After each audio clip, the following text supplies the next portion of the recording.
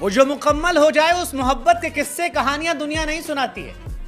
शायद आरसीबी और ट्रॉफी की मोहब्बत भी ऐसी है जिसके बारे में चर्चा हर कोई करता है, लेकिन इनका मिलन हो नहीं पाता। 17 साल, 17वीं बार आरसीबी चोक कर गई और आईपीएल की ट्रॉफी जीतने से कोसों दूर रह गई।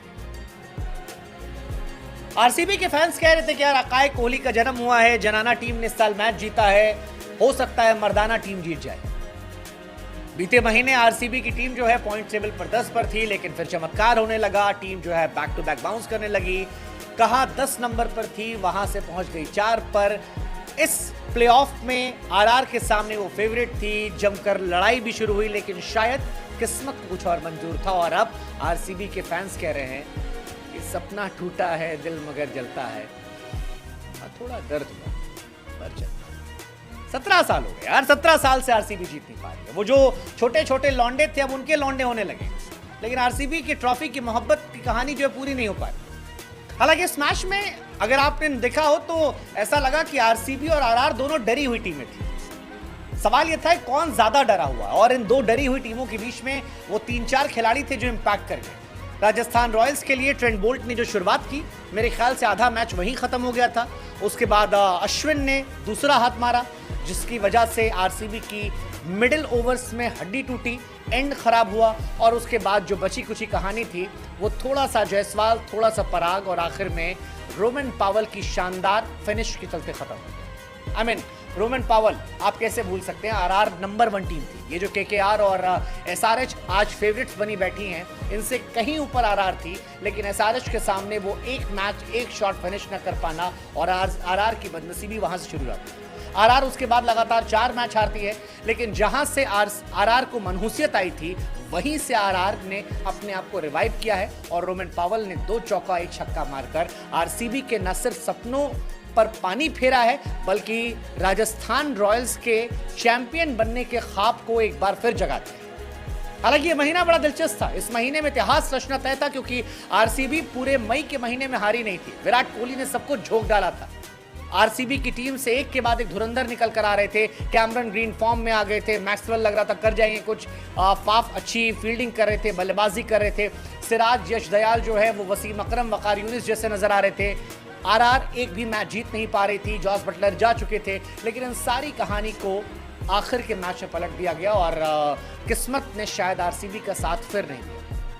आरसीबी की किस्मत हमेशा से ऐसी रही है और शायद यही वजह है कि क्रिकेट की दुनिया में उन्हें वो तमगा मिला है जो साउथ अफ्रीका को इंटरनेशनल लेवल मिलता है। यार टीम अच्छी है लेकिन चोकर है। ना आरसीबी वाले परफॉर्म करते हैं और ना विराट परफॉर्म करते हैं। विराट इस सीजन में कमाल थे, शानदार खेल रहे थे, लेकिन उनका भी एलिमिनेशन राउंड में चोक करना खत्म नहीं हुआ और यही वजह है कि आरसीबी 2024 में चोक कर गई। 2020 में एलिमिनेटर में बाहर हुए, 21 में एलिमिनेटर में बाहर हुए, 22 में क्वालीफायर 2 में बाहर हुए, 23 में 6 पर थे, 24 में एलिमिनेटर में बाहर हुए और इस बार भी वो बाहर हुए। ये कहानी खत्म हो जाती है। हालांकि आरसीबियंस अगर आप हैं तो आप अपने आप पर गुरूर कर सकते हैं, क्योंकि आपकी टीम ने अच्छा खेला है।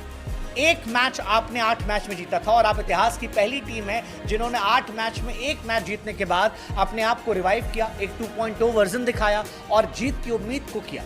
हाँ, अगर आरसीबी और केकेआर का मैच शायद चेपॉक में होता तो वो आईपीएल के इतिहास का सबसे बड़ा मैच होता, लेकिन अब वो ख्वाब रह जाएगा, क्योंकि केकेआर से भिड़ने या तो एसआरएच जाएगी या आरआर जाएगी, पता नहीं कौन जाएगा। लेकिन आपको आरसीबी के फैंस के लिए, विराट कोहली के लिए आज दिल से बुरा लगता है, क्योंकि अच्छा खेल कर आए थे, लेकिन एक और हार्ट ब्रेक लेकर जाओ।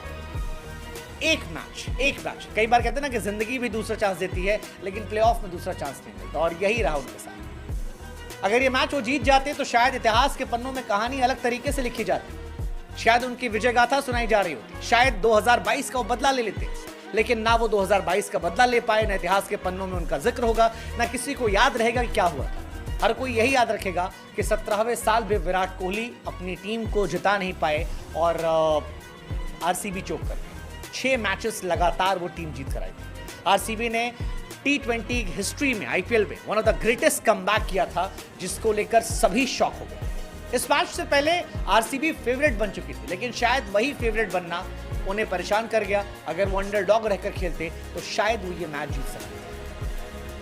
राजस्थान रॉयल्स शुरुआत के 9 मैचेस में 8 मैच जीती है, 1 मैच हारती है, उसके बाद बैक टू बैक हारती है। लेकिन अब राजस्थान की कहानी पलट चुकी है और आपको विराट कोहली के लिए दिल से बुरा फील करना चाहिए, दिल से बुरा फील करना चाहिए, क्योंकि विराट कोहली की टीम ये मैच हार चुकी है।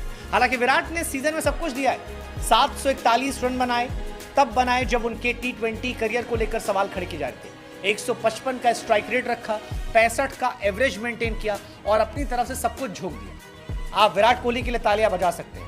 हाँ, विराट प्लेऑफ में जरूर चोक कर गया, क्योंकि विराट प्लेऑफ में वो विराट नहीं है जो नजर आते हैं। प्लेऑफ में उनका एवरेज सिर्फ 25 का है, स्ट्राइक रेट सिर्फ 120 का है और ये कहानी 2009 से चल रही है। 2009 से लेकर 2024 तक विराट कोहली सिर्फ 2 बार प्लेऑफ में 50 लगा पाए हैं और शायद यही वजह है कि आरसीबी प्लेऑफ्स में अक्सर बाहर हो जाती है, वरना विराट ने इस साल कारनामा किया था। 741 रन, 155 का स्ट्राइक रेट, 5 अर्धशतक, 1 शतक, 62 चौके, 38 छक्के, अपने आप में कहानी अलग कर दी थी। लेकिन शायद ट्रेंट बोल्ट ने अपनी नफ्स को ज्यादा अच्छे से होल्ड कर रखा था और ट्रेंट बोल्ट ने स्मैश को पलट कर रख दिया। 3 over 6 run, 1 wicket. I think that was the main difference कि आपने पावर प्ले में आरसीबी को रोक दिया। फाफ डु प्लेसी ने पोस्ट मैच कहा कि हम 20-25 रन पीछे थे, आरसीबी ना पावर प्ले में रन बना पाई और ना एंड ओवर्स में अच्छे रन बना पाई। आखिरी के ओवरों में भी, आखिरी के 5 ओवर में 50 रन भी नहीं बना पाए, 3 विकेट गंवा दिए। लेकिन मेरे लिए इस मैच में एक और हीरो था, उसका नाम है Ravichandran Ashwin.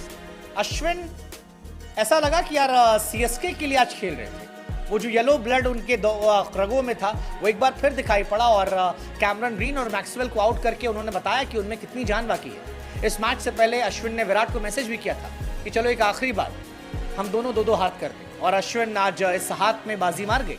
4 over 19 run, 2 wicket. अगर एक कैच ड्रॉप ना हुआ होता पाटीदार का तो शायद 4 ओवर 19 रन, 3 विकेट होता and he was too good. अगर आप आरसीबी की सामने आरआर की बॉलिंग देखेंगे तो आपको दिखाई पड़ेगा कि ट्रेंट बोल्ट और रवि अश्विन, इन दोनों ने मिलकर 8 ओवर में 35 रन दिए, जबकि बाकी गेंदबाजों ने 12 ओवर में 135 दिए। अश्विन और बोल्ट 4.35 इकोनॉमी। T20 क्रिकेट में, प्लेऑफ के मैच में, क्रूशियल मैच में, एलिमिनेटर राउंड में अगर आप 8 ओवर में 3 विकेट 35 रन देकर लेते हैं तो आपकी बॉलिंग वर्ल्ड क्लास है। और इन दोनों वर्ल्ड क्लास बॉलर ने दिखाया। संदीप, आवेश, चहल, इन्होंने विकेट निकाले हैं लेकिन काफी महंगे साबित हुए। 12 ओवर 135 रन और दोनों का डिफरेंस 4.35, 11.25, जमीन आसमान का फर्क है। आखिरी के 5 ओवरों में अगर आप देखेंगे, आरसीबी ने 16वें ओवर में 9 रन, 17वें में 10, 18वें में 10, 19वें ओवर में सिर्फ 5 रन और 2 विकेट, 20 ओवर में 13 रन। आई थिंक ये भी एक टाइम था जहां पर मैच खत्म हो गया।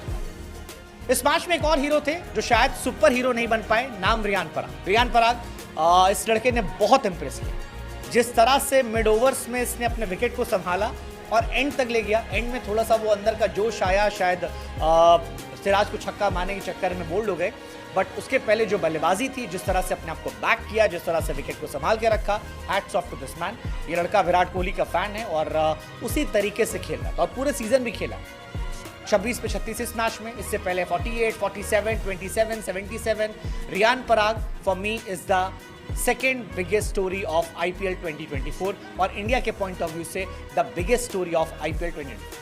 सबसे बड़ी स्टोरी सुनील नरेन शायद, लेकिन उसके बाद दूसरी सबसे बड़ी स्टोरी विराट कोहली का रनआउट। व्हाट आर रनआउट यार, आप जितनी तारीफ करें उतना कम है। विराट कोहली 35 साल की उम्र में जिस तरह से फील्डिंग कर रहे हैं, कमाल, अद्भुत है, अविश्वसनीय है, कल्पनीय है, तारीफ कीजिए, शानदार है।